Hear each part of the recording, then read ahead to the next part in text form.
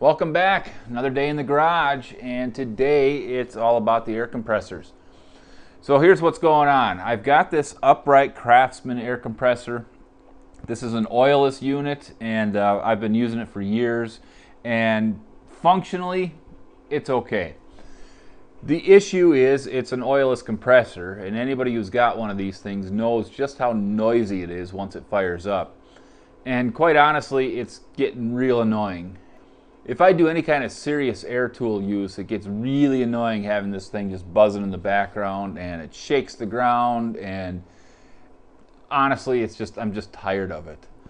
What I have over here is it's an old Speed air compressor. It's a cast iron, 2-piston pump, belt driven off of an electric motor, and it is really quiet. So what we're going to do here is I'm going to take this cast iron pump unit and we're going to transplant it onto this larger tank and hopefully have something nice at the end. All right, well, before we actually get started working here, let's just take a look at the two units and kind of figure out what we're doing and why we're doing it. So this Craftsman unit here, I've had it for a number of years, and it works just fine.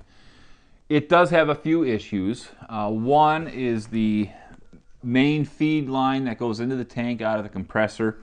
The fitting that goes into the tank actually does leak. It's not a bad leak, but it's a leak. Now, I've never fixed it because it necessitates taking a whole bunch of it apart, and so I honestly have just kind of dealt with it. We also have a regulator that leaks, and I do have a new regulator. I really just have to slap it on there. But again, I just keep avoiding it because everything's working and it's more of a nuisance than anything else. As far as the rest of the compressor goes, everything's in pretty good shape. You know, the electric switch works fine. There's no leaks in this area. The tank is in real good shape. We do drain it regularly.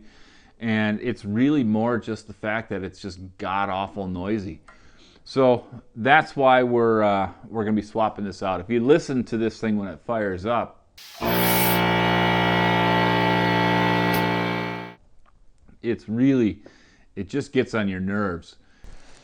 Now what we've got here is an old Speed air compressor. I'm not sure what era it's from. It really doesn't matter to me. All that mattered to me was that I can still get parts for it. Now these compressors, there's thousands of them out there. They were rebranded a whole bunch of different things. You know, Campbell Hausfeld used this pump. Sears used it. Montgomery Wards used it. So you'll see it under a variety of different names and a variety of different colors.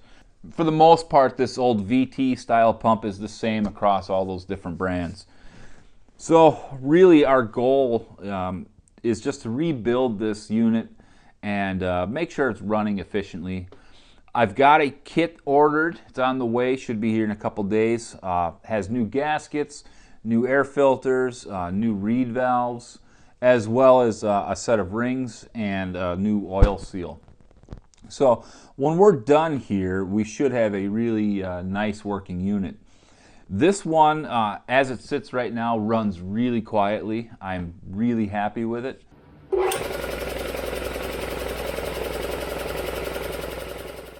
However, it does have a few issues that is the reason I've ordered the kit. There is a leak here in this head gasket. I can feel it when it's running. There's just little puffs of air coming out of there, so that's making it not as efficient as it could be. And it looks to me like somebody's already been in here before because they repainted it at one time, but I can see that the head bolts have been off. And when I see that type of stuff, you just don't know what's happened. There's a lot of silicone leaking out of all the gasket areas, so I'm guessing they pulled it apart, did whatever they were doing, and then just kind of slapped it back together with silicone, but didn't re-gasket it. So we want to make sure that everything's up and running as nicely as it can be. I figured since I'm going this far, I want it to just be nice, you know, so that for at least one time in its life it'll be nice. So we're going to go ahead and strip the paint off. We'll get it sandblasted and we'll throw a fresh coat of paint on there just to freshen things up. Now the electric motor that's on here, that looks like it's been replaced at some point in its life, and that's fine. The guy that I bought this from said that it does tend to overheat after running for a long period of time. So I think what we'll do is we'll probably just disassemble the motor, clean up the bushings, re-lubricate it, slap it back together, and just leave it there. If this motor ever gives me trouble, I'll just buy a new replacement one. So the rest of this unit we're not going to be using. This tank actually has a hole in it. I can hear it leaking on the bottom. I haven't flipped it up yet to see what's going on, if it's just cracked or if it's rusted through. I may see if I can save it and use it just as an auxiliary air tank, but if it's rusty, I'm just going to pitch it. The regulator and the switch assembly here, I don't need any of this because I'm going to use what's on the Craftsman compressor right now. But I will go ahead and pull those off and just throw them on a shelf because it's all working, so it's good to have spares. The mounting plate here, what we'll end up doing is cutting this off of this tank, and then we're going to fashion some brackets to fit it to the new tank.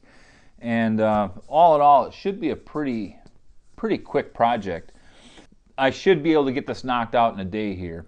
The only thing that's going to put us back beyond that will be the painting, because we got to get it sandblasted, painted, and I want to let it sit for a couple days to dry. So if I wasn't going to that extent, I know that this would be a pretty down and dirty, fast little project for us. Well, that kind of sums up what it is we're going to try to accomplish here. And I think what we're going to do first is I'm going to go ahead and get the speed air torn apart, get this all cleaned up, get it blasted, get it painted. And I really want this unit done. And then that way I can still be using this Craftsman compressor until we're at that point where it's time to transplant. So I'm going to go ahead and get things shuffled around here, and let's get this guy torn apart.